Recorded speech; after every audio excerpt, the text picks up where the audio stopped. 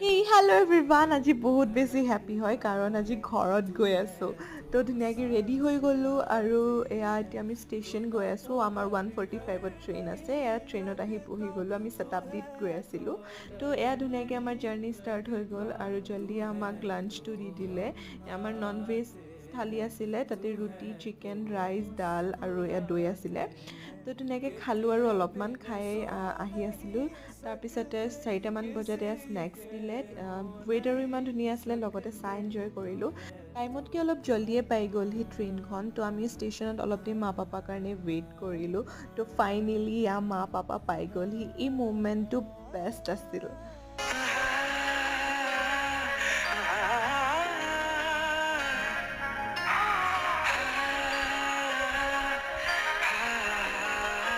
ঘৰত আহি ধুনীয়াকৈ ফ্ৰেছ হৈ ডিনাৰ কৰিলোঁ so' that's it for today by